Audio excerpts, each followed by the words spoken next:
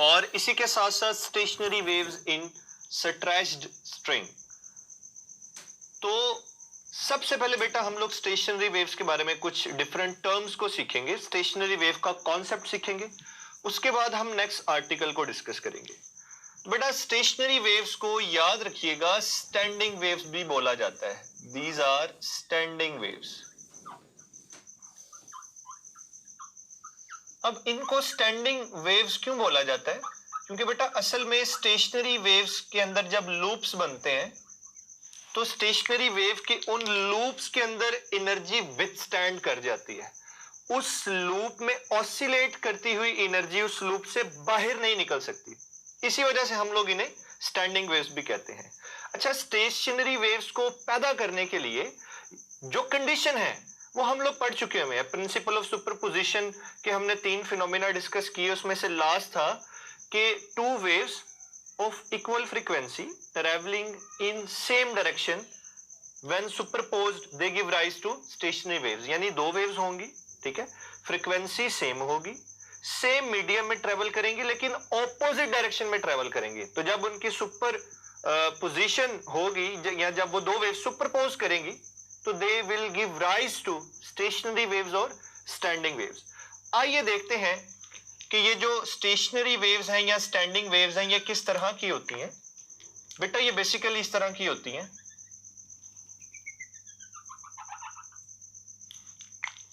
एक ये वेव,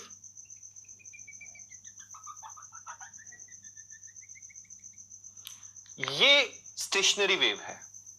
अब इस स्टेशनरी वेव की डिफरेंट चीजों को समझना बहुत जरूरी है। अच्छा, ये आपको कुछ पॉइंट्स नजर आ रहे हैं, एक ये पॉइंट है, एक ये पॉइंट है, एक ये पॉइंट है।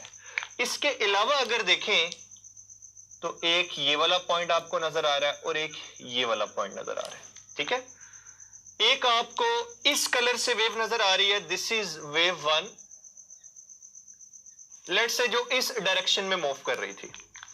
एक आपको इस कलर की वेव नजर आ रही है, let's say this is wave 2, और लेट्स से ये इस डायरेक्शन में मूव कर रही थी, यानी दोनों वेव्स एक दूसरे के ऑपोजिटली मूव कर रही थी।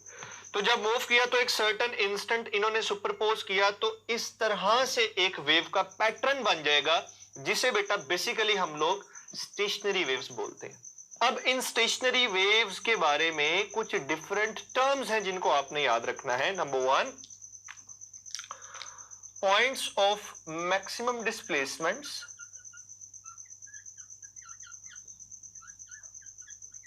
पॉइंट्स ऑफ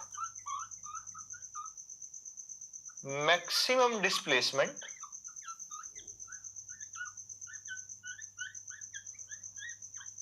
इन्हें एंटी नोड्स बोला जाता है। और यहां पर वो कौन सा पॉइंट है, ये देखें, ये मैक्सिमम डिस्प्लेसमेंट का पॉइंट है। ये एंटी नोड को ए से रिप्रेजेंट किया जाता है, ये एक एंटी नोड है, इसे ए से रिप्रेजेंट किया जाएगा। Similarly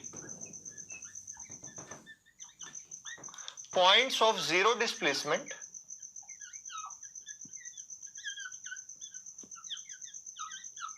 points of zero displacement यानी ऐसे पॉइंट्स जिनका डिस्प्लेसमेंट कॉन्टिन्यूसली जीरो है, आप उन्हें कहते हो नोड्स। और ये वाले वो पॉइंट्स है, ये नोड है, इसे मैं एन से शो करूंगा, ये वाला पॉइंट नोड है, इसे मैं एन से शो करूंगा, ये वाला पॉइंट नोड है, इसे मैं एन से शो करूंगा।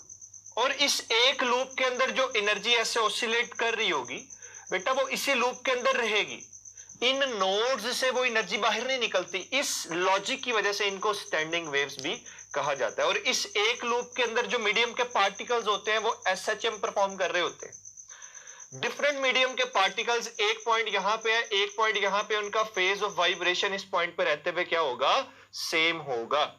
अब एक और बड़ी जबरदस्त बात सुनिए, पोटेंशियल एनर्जी कहां पे मैक्सिमम होगी? Potential energy is maximum at extreme position। ये है जी एक्सट्रीम पोजीशन, यहां पे पोटेंशियल एनर्जी क्या होगी, मैक्सिमम होगी। अच्छा जी, kinetic energy, kinetic energy is maximum at mean position. अब ये मीन पोजीशन कौन सी है? ये वाली मीन पोजीशन है। मैंने आपको बताया कि इस लूप के अंदर जो मीडियम के पार्टिकल्स हैं वो बेसिकली एसएचएम परफॉर्म कर रहे होते हैं। अब दो बातें और बड़ी जबरदस्त मैं आपको बताना चाहता हूं जो कि एमसीक्यूज के हवाले से भी बहुत ज्यादा इंपॉर्टेंट है। उनमें से पहली बात यह है, आप स्ट्रेस की बात कर लें, स्ट्रेस या प्रेशर, या आप बात कर लीजिए स्ट्रेन। स्ट्रेस, प्रेशर और strain is maximum at nodes.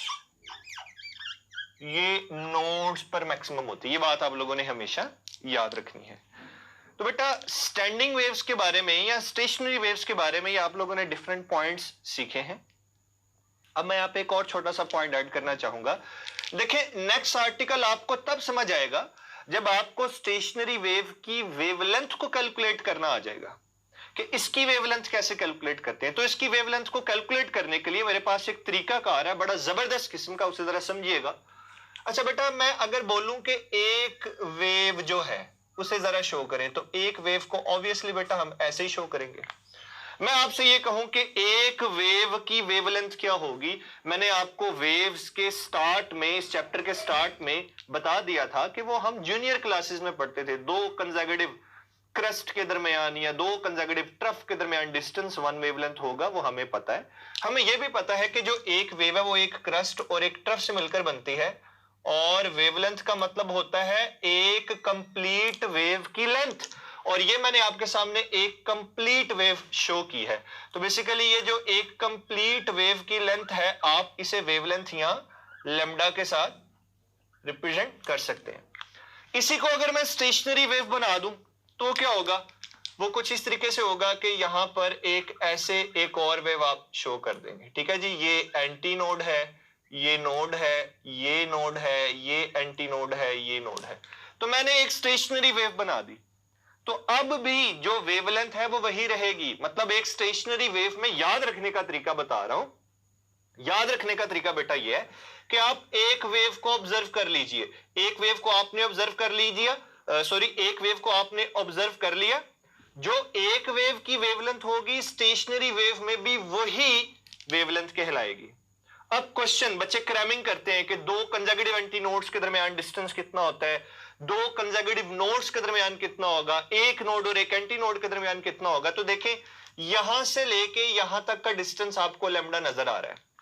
अब आप में से मुझे कोई ये कहता है कि सर जी एक नोड से अगले नोड के दरमियान, यानी दो कंसेक्यूटिव नोड्स के दरमियान डिस्टेंस कितना होगा। तो देखें एक नोड आपको ये नजर आ रहा है, एक नोड ये है, तो ये टोटल वेवलेंथ का अगर मैं हाफ कर दूं, ये देखें मैंने हाफ कर दिया, तो ये वाला जो डिस्टेंस बचेगा बेटा it will be lambda by 2। तो इसका मतलब हुआ कि ये टोटल डिस्टेंस मेरे पास लैम्डा था, मुझे दो कंसेक्यूटिव नोड्स के दरमियान डिस्टेंस चाहिए था, तो वो कितना आ गया? Lambda by 2। एक और बात याद रखनी है बच्चों, जो डिस्टेंस दो कंसेक्यूटिव नोड्स के दरमियान है लैम्डा बाय 2, वही डिस्टेंस दो कंसेक्यूटिव एंटी नोड्स के दरमियान भी होगा। ठीक है। अब आप में से मुझे कोई ये कहता है सर जी एक नोड और उससे वेरी नेक्स्ट एंटी नोड के दरमियान डिस्टेंस कितना होगा। मतलब इस और इस पॉइंट की बात कर रहे हैं, तो इस और इस पॉइंट के दरमियान जो डिस्टेंस होगा वो इस डिस्टेंस का हाफ होगा, यानी ये वाले डिस्टेंस का हाफ करें इतना डिस्टेंस आ जाएगा, तो it will be lambda by 4। ठीक है जी। तो दो कंसेक्यूटिव एंटी नोड्स के दरमियान डिस्टेंस लैम्डा बाय 2, दो कंसेक्यूटिव नोड्स के दरमियान डिस्टेंस लैम्डा बाय 2, एक नोड और उससे वेरी नेक्स्ट एंटी नोड के दरमियान डिस्टेंस लैम्डा बाय 4। अगर आपको वेवलेंथ का ये तरीका रीड आउट करना आ गया है तो बेटा आपको अगले दो आर्टिकल्स बड़े अच्छे तरीके से समझ में आएंगे।